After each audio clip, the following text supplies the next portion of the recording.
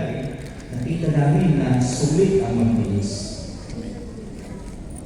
Sa mga kongregasyon ng mga saksi ni Jehovah sa buong mundo, ang inibuhang pag-aaral ng bantayan ay tumutulong sa lahat ng dumadalo na mapalalim ang alam nila sa Biblia at maisabuhay ang alam iyon. Magtuon ng pansin kay Brother Jun de la Vega mula sa Broad Congregation habang inihaharap niya at ng kanyang mga kasama ang sumaring ang aralin para sa linggong ito. Kinukumendahan namin kayo lahat ng narito ngayon sa pagdadala ninyo ng inyong kopya ng bantayan. Iyak na mapapasigla tayo ka lahat sa artikulo ng pag-aaral. Nakikita ito sa September 2023 edisyon sa pag-aaral ng bantayan. Tatalakayin natin ang madaling artikulo 41. Mga aral sa Congregation. Pakisuyong sumubaybay kasama ng mga kaibigan natin Bible study at mga interesado habang tinatalakay sa atin ang sumaryo ng bantayan. Ang temang teksto ay makikita sa 2 Pedro 1:12. Gusto kong laging ipaalaala sa inyo ang mga bagay na ito. Tatalakayin sa atin kung paano makakatulong sa atin ang mga aral sa mga linang ni Pedro para makayanan natin ang mahihirap na sitwasyon na kinakaharap natin. Tutulong din ito sa mga elder na maglabanan nila ang mga pananagutan nila bilang mga pastor. Makikinabang tayo sa pagsubaybay sa mga pangunahing punto na tatalakayin sa bawat subheading at sa mga babasahing teksto. Aabangan din natin ang tatlong tanong sa ritaso. Una, ano ang mga maalaala sa atin ni Pedro pagdating sa patuloy na paghihintay sa araw ni Jehovah?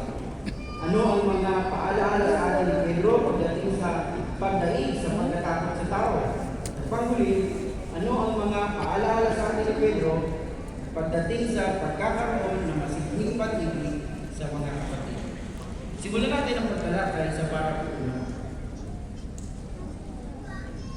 Noong malapit na mamatay si Apostol Pedro, ano ang ipinagawa sa kanya ni Jehovah? Pakisuyo, Sister Myra Mapalo. Sulat nga po ng Diyos ni Jehovah kay Apostol Pedro yung dalawang liham. Ito po yung aklat ng una at ikalawang Pedro. Masigasig nga po si Apostol Pedro na ginampanan ng kanyang ministeryo at nanatili siyang tapat sa Diyos ni Jehovah at kay Jesus. Kaya naman po umasa siya na makakatulong yung kanyang mga liham para patuloy na mapaalalahanan yung mga Kristiyano noon at ngayon na manatiling mga tapat at matatag sa kanilang pananampalataya. Ayon nga po yan sa ikalawang Pedro, kabanatang 1, talatang 12 hanggang 15. Maraming salamat, Sister Mapalo. Bakit malaking tulong noon ang mga liham ni Pedro? Pakisuyo, Sister Cecil Soriano. Malaking tulong po ang liham ni Pedro sa mga Kristiyano noon noong 62 hanggang 64 CE dahil nakapanatili silang tapat sa kabila ng iba't ibang pagsubok na dinanas nila tulad ng pagpasok ng huwad na turo at maling paggawi ng kongresyon. Isa pa, malapit na rin nilang maranasan yung wakas ng lahat ng mga bagay o yung pagwasak ng huwad na pagwasak ng hubo ng Roma sa Jerusalem, sa Luzon de Iyon at sa hudyong sistema. Dahil rin sa mga liham ni Pedro, na ihanda rin yung mga Kristiyano noon sa mangyayari sa hinaharap.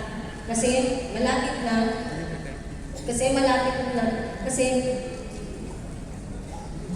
malamang na natanggap ng mga Kristiyano noon sa Palestina yung mga sulat ni Pedro bago pa ang pag-uusig ni Emperor Nero noong 66 CE at ang katapusan ng sistema noong 70 CE.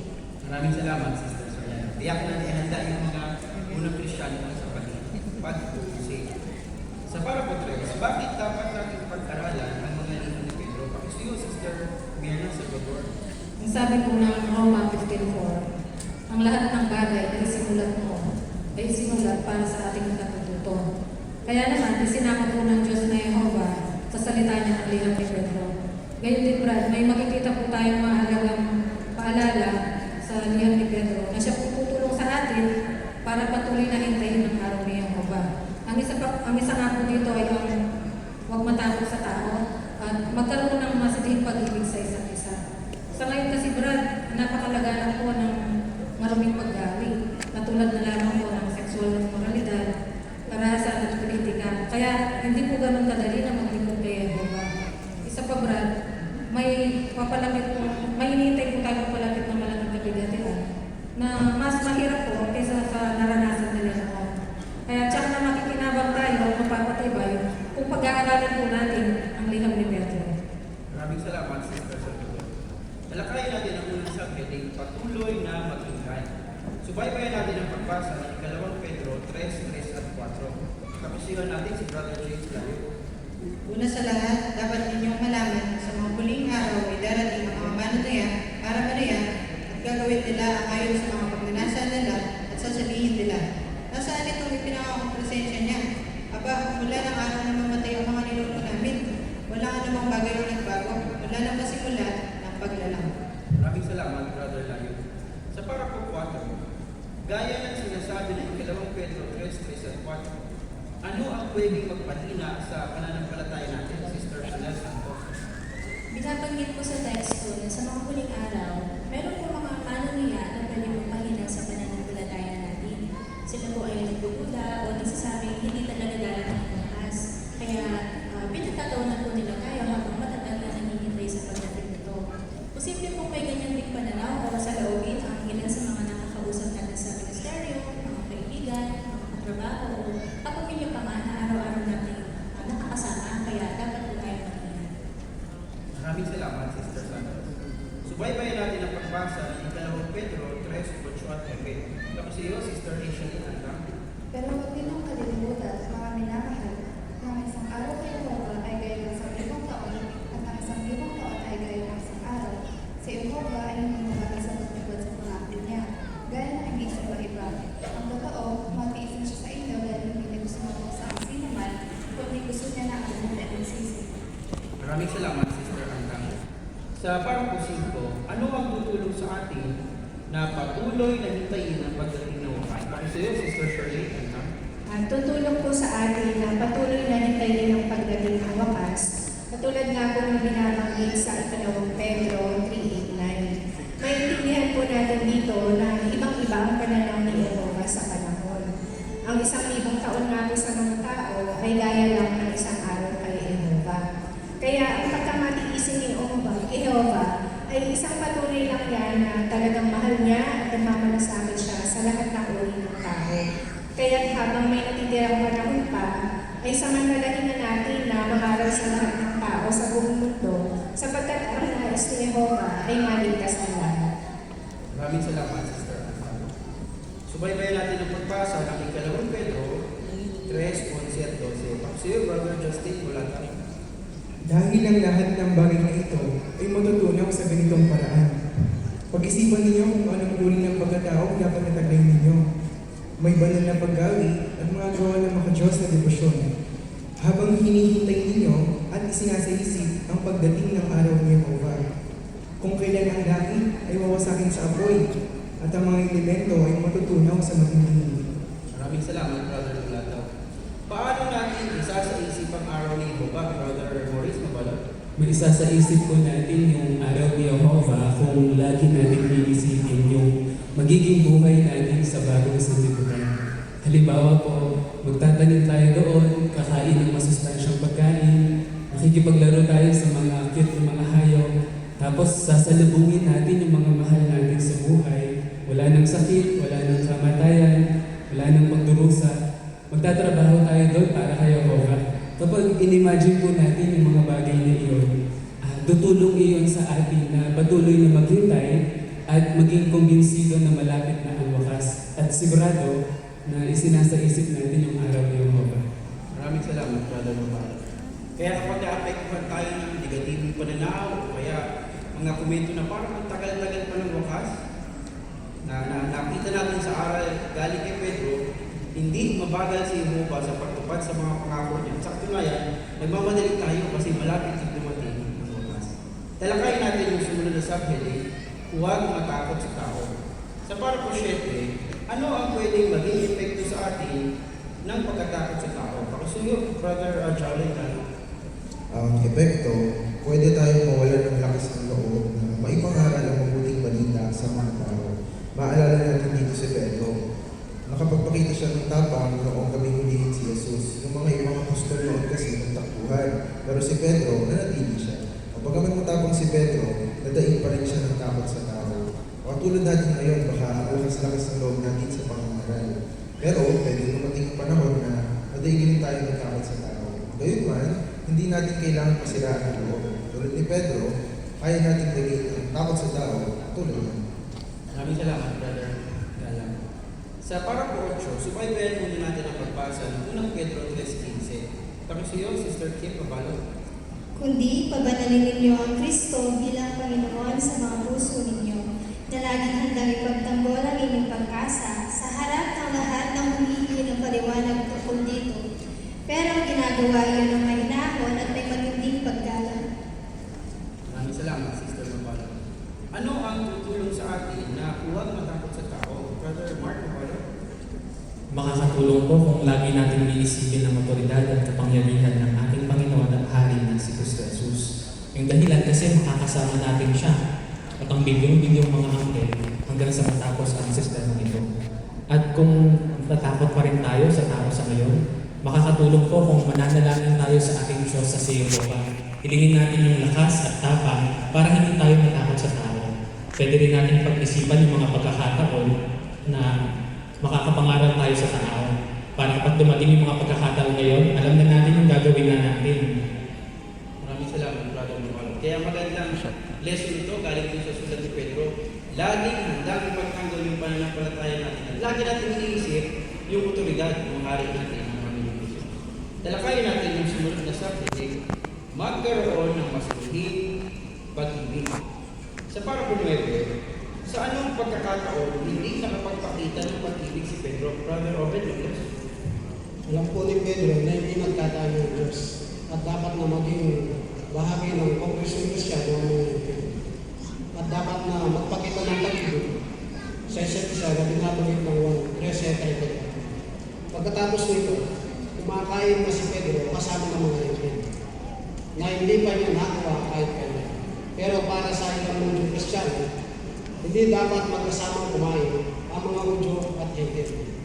Nang dumating sa Antioquia na may ganung pananaw, itinigil ni Pedro ang pagkain kasama ng mga kapatid na Hudyo. Malamang na natakot siya nagalit sa kanya ang mga Hudyo kasi. Sa pagkakataong ito, hindi nakapagpakita ng pag-ibig sa Pedro. Maraming salamat, Brother Lopez. Tignan natin yung lesson na makikita natin dun sa picture illustration. Kasi yun, Sister Doris. Maliwanag po na mapagpakumbabang tinanggap po ni Pedro yung payo at pagtutuwid sa kanya ni Pablo. Kasi po makikita natin sa larawan, yung lalaking araw po sa gitna na may balbas ay si Pedro. At yung tatlong lalaki na nasa kanyang harapan na walang balbas ay mga hentil. Mapapansin po natin na muli nakisama si Pedro sa mga hentil at kasama na niya silang kumakain. So napagtagumpayan po niya yung takot at pagtatani. Kasi po, sa kanyang dalawang liham, idiniin niya na dapat mahalin natin ang lahat ng mga tao, higit lalo yung ating mga kapananampalataya, at dapat ipadama natin na mahal natin sila sa salita at gawa. Natutunan din po ni Pedro na yung pananaw ng Diyos sa lahat ng mga tao ay hindi nasusunod ng langit.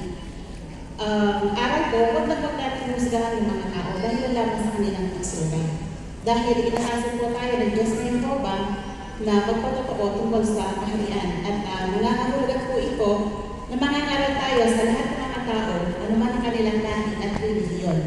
Dapat din po tayo magbantay laban sa silo ng pagtatama. Maraming salamat, Sister Lopez. Subaybayan natin ang pagpasa ng unang Pedro 1:22. Pakisuyo natin si Sister Joy Galang. Ngayong pinalisay na ninyo ang sarili ninyo sa pamamagitan ng pagsunod sa katotohanan na ang resulta ay ipagpagtuparing pagmamahal sa kapatid o hindi ninyong ibigin ang isa't isa mula sa Kristo. Maraming salamat, Sister Galang. Ano ang tutulong sa atin na magpakita ng di mapagtunuring pagmamahal sa mga kapatid? Pakisuyo, Brother Jester Galang. Napakalaking tulong po ng liham ni Pedro sa kababasang teksto ng Pedro 1:22. Itinundon na upang maipakita natin yung di mapagkunwari pagmamahal sa mga kapatid, kailangan natin ng pagsunod sa katotohanan. Nangangahulugan ito ng pagsunod sa halimbawa ng Diyos na Yehova ng pagiging hindi nagtatangi. Para may sagawa natin na hindi tayo nagtatangi, hindi lamang pinipili lang natin yung pagpapakitaan natin ng pag-ibig. Hindi lamang sa ilan natin pinapakita yung pag-ibig. Hindi lamang sa mga malalapit lang sa atin o kaya yung kakongregasyon lang natin. Kung hindi sa buong samahan ng mga kapatid. At dapat itinuturing sila na pinakamalapit na kaibigan natin o pinakamalapit na kapamilya natin. Kaya sa tuwing may namimit akong bago mga kapatid, nakadarama ako ng katuwaan, ng saya, ng kapanatagan. Dahil alam ko, totoo yung pinapakita nilang pag-ibig sa akin. At talagang walang duda na talagang interesado sila sa akin. Kaya sa darating na inaharap, sa bagong salimutan, sa kaharian ng Diyos, bilyon-bilyon pa nga makikilala ko doon. At doon ay magiging walang hanggan ng buhay, magiging walang hanggan din yung mga paraan na kung saan may papakita ko o ng bawat isa sa atin yung pag-ibig o yung di mapagpulwari pag-ibig sa isa't isa. Maraming salamat, Brother Galo. Sa para po kasi, ano ang ibig sabihin ng ibigin ng iba mula sa puso? Sister Joyce Mendoza? Nang sabihin po ni Pedro na mas hindi natin ibigin ang isa't isa mula sa puso, ang ibig sabihin po nun ay dapat nating mahalin ang isa kahit na mahirap itong gawin. Baka po mamaharap tayo sa isang sitwasyon kung saan nasaktan tayo ng isang kapatid at may isipan nating gumunti. Pero katulad po ng nakaulat sa unang Pedro 3:9, huwag bumanti ng pinsala sa pinsala o ng pag-iinsulto sa pag-iinsulto. Kaya kung may masigit pag-ibig po tayo, matatakpan po nito yung pagkakamaling nagawa sa atin ng iba at mapapanatili natin yung magandang kaugnayan natin sa mga kapatid, sa kongregasyon at sa higit kayo. Maraming salamat, Sister Mendoza. Paano pa makakatulong sa atin ang masiging pag-ibig? Ano siyo, Brother Richard Bautista? Tutulong sa atin ang masiging pag-ibig para mapatawad ang maraming kasalanan. Malamang na naalala ni Pedro yung aral itinuro sa kanya ni Jesus. Iniisip niya na mapagpatawad mo siya, pero dapat pala niyang patawarin ng iba ng 77 ulit. Ibig sabihin, kahit ilang beses. Natutuhan natin dito na baka mahirapan din tayo magtatawad sa iba, pero dapat pala natin sikapin na ipakita ang masiging pag-ibig at patuloy rin na makipagpayapaan sa iba kahit makagawa sila ng maraming pagkakamali. Maraming salamat, Brother Bautista. Gaya ng ipinapakita sa video na kumilos para mapanatili ang kapayapaan at pagkakaisa, ano ang gusto mong gawin, Sister Ruby Bautista? Kapapanood nga po natin sa video yung mga kapatid na nagkaroon na nagtatagal na sa mga loob. Kaya naiwala po yung pagkakaisa at kapayapaan nila. Pero gaya po ng sabi nila na iwasan sana nila iyon kung nakinig lang sila kaagad dun sa sinasabi ng Biblia, sa mga payo ng Diyos ni Yehova, pati na po dun sa mga naririnig nila sa mundo. Kaya mula po sa karanasan nila, natutunan ko, ako rin naman gusto ko na sumunod kaagad dun sa mga natututuhan ko mula sa Biblia, baby naman sa payo ng Diyos ni Yehova. At gusto ko kong gawin iyon ng patuloyan para mapanatili ko rin yung pagkakaisa at kapayapaan sa pagitan ko at ng mga kapatid sa loob ng kongregasyon at sa iba pang mga tao. At alam ko po sa tulong ng Diyos ni Yehova na tiyak ito dahil gaya po ng sabi ng brother dun sa interview, ang Diyos ni Yehova, lagi po siyang tama at hindi po siya nagkakamali. Maraming salamat, Sister Bautista. Kaya isang magandang aral galing ng susunod ni Pedro. Ibig sabihin daw na masiging pag-ibig, hindi nagtatami, hindi nagpupunmari. Mahal natin yung lahat ng mga kapatid kahit minsan mahirap gawin din. At kapag may naging problema, nakikipagpayapan. Talakayin natin ang sunod na subheading. Mga elder, pastoral ninyo ang tawad. Sa Parco 13, bakit pwedeng maging mahirap para sa mga elder na pastoral ng mga kapatid? Brother Alvin Tavarias, kasi napaka-busy kasi ng mga elder. Kailangan kasi nilang tiyakin na napapangalagaan at nailalaan ang pangangailangan ng pamilya nila. Tapos regular din sila sa pangangaral. May mga gawain din sila sa loob ng kongregasyon. Hahanda sila ng mga bahagi sa pulong, sa mga asembleya at mga convention. May mga elder din na miyembro ng Hospital Liaison Committee at tumutulong din sila sa Local Design Construction Department. Kaya pwede talagang maging mahirap para sa mga elder na pastulan ng mga kapatid. Maraming salamat, Brother Alvin Tavarias. Subaybayan natin ang pagbasa ng unang Pedro 5:1-4. Papakuli po, Sister Jovita bilang isa ring matandang lalaki, isang saksi sa mga pagdurusa ng Kristo at kabahagi ng kalulatihang isisiwala, nakikiusap ako sa matatandang lalaki sa inyo. Pastulan ninyo ang kawan ng Diyos na nasa pangangalaga ninyo bilang mga tagapangasiwa, na naglilingkod ng hindi napipilitan, kundi ginagawa ito ng maluwag sa loob sa harap ng Diyos. Hindi dahil sa kasakiman sa pakinabang, kundi ng may pananabik. Hindi nag-aasta ng Panginoon sa mga mana ng Diyos, kundi nagsisilbing halimbawa sa kawan. At kapag nahayag na ang punong pastol, tatanggapin ninyo ang di kumukupas na korona ng kaluwalhatian. Maraming salamat, Sister Santos. Sa parang 14, ano ang magpapakilo sa mga elder na pastoral ng kawan? Kasi Brother Ricardo Santos. Pagmamahal, brad, ang magpapakilos sa mga elder. Ayon kasi sa unang Pedro 5:2, ang sabi doon ay, pastulan ninyo ang kawan ng Diyos na nasa pangangalaga ninyo. Kaya, ayon doon, mahal na mahal ang mga kapatid, ang mga elder. At kahit minsan ay napakadisi nila, o di kaya ay pagod na pagod sila, at pakiramdam nila na parang hindi na nila kayang magampanan ang kanilang atas.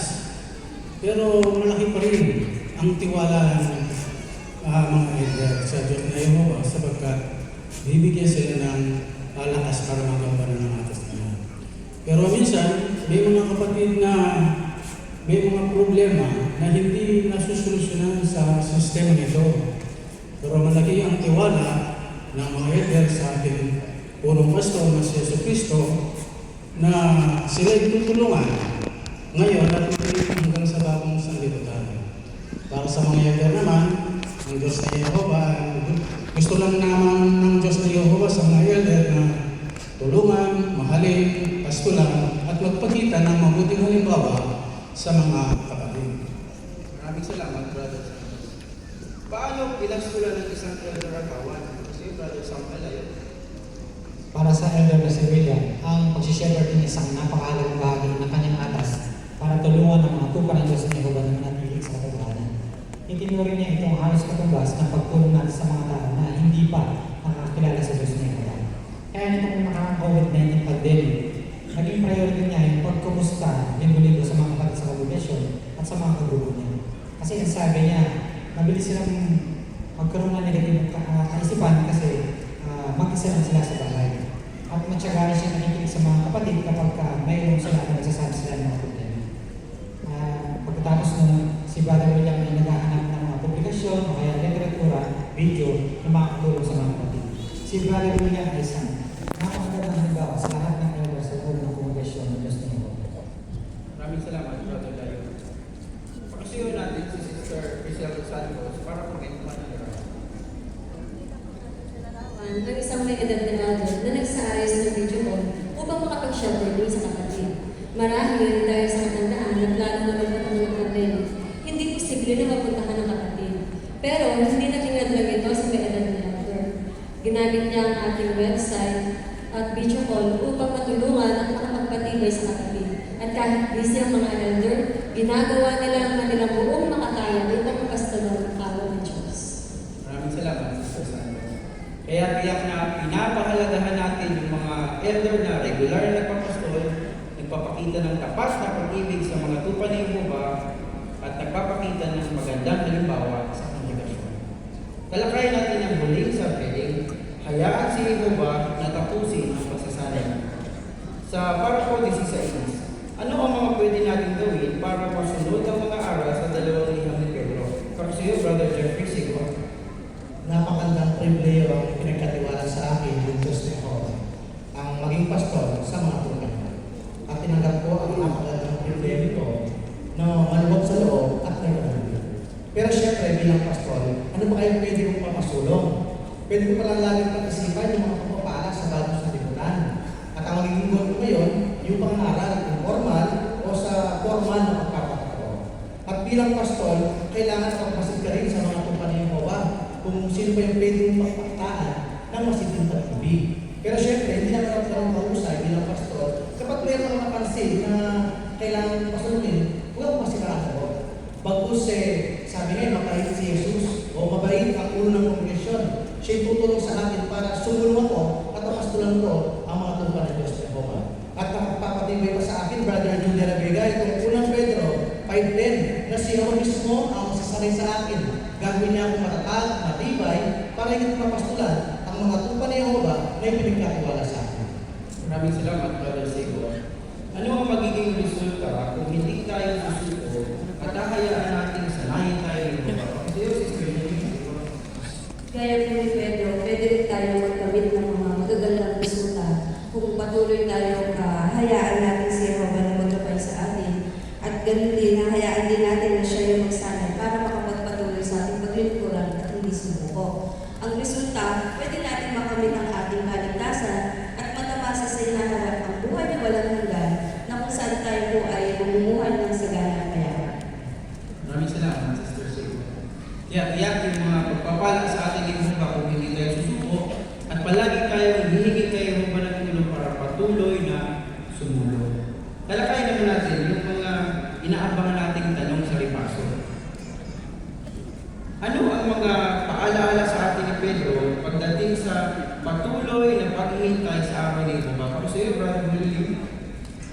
Tandaan po natin na mas iba ang pananaw ng Diyos ni Jehovah sa panahon kumpara sa pananaw ng tao. At araw-araw po natin isa-isip ang magandang buhay sa bagong sanlibutan. At maging kumbinsido po tayo na malapit ang wakasan ng Diyos ni Jehovah ang sanlibutan ito. Maraming salamat, Brother William. Ano ang mga paalaala sa atin ni Pedro pagdating sa pagdaig sa pagkatakot sa tao? Sister G.K., sa iyo. Huwag po tayo mawalan ng lakas ng loob ng aral. Gaya po ni Pedro, daigin natin ang takot sa mga tao. At laging isipin ang otoridad at kapangyarihan ni Jesus at ang Diyos na Jehovah para hindi po tayo kabahan kapag pinagtatanggol po natin ang ating pananampalataya.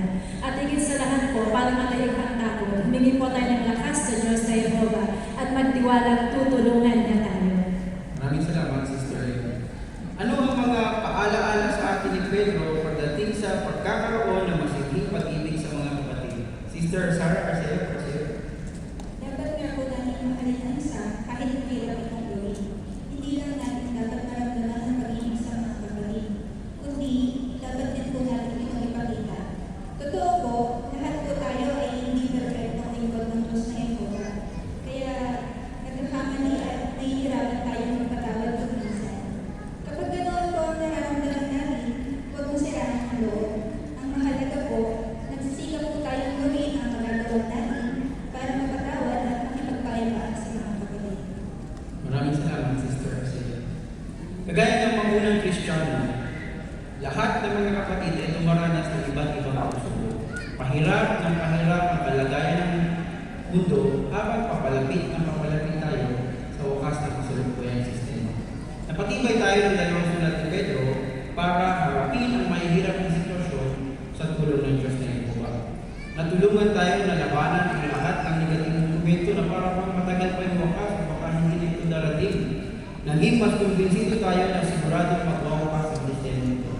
Gagamitin natin yung maikling panahon na natitira para pasulungin yung ating mga Kristiyanong katangian, para isip-isipin yung buhay sa masaya sa paraiso sa ilalim ng maibiging pamamahala ng Panginoong Hesus.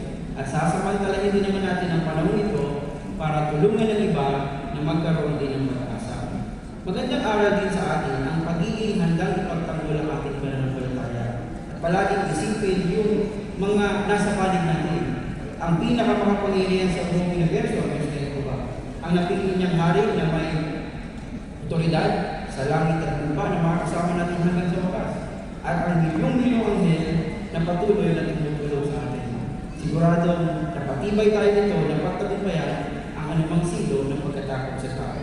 Pinakilos din tayo na dinangin ang masiding pag-ibig sa mga kapatid. Hindi nagtatagi, mahal natin lahat ng mga kapatid. Hindi mapapumuli, pinakita natin yan sa salita at saka sa gawa. At kahit mahirap gawin yan minsan, ginagawa pa rin natin. Minamahal natin yung mga kapatid natin na para bang talagang kapamilya natin sila. At palaging nakikipagpayapaan ka agad kapag may problema. Gusto kong laging ipaalaala sa inyo ang mga bagay nito. Pagpalain naman ng Diyos na Jehovah ang ating pagsisikap na ikapit ang mga aral na ito at tulungan tayo maging sa katuparan ng mga pangako niya. Ang pagpapatibay ng pagtalakay na ito ay hindi nadaos linggo-linggo sa mga Kingdom Hall ng mga saksi ni Jehovah.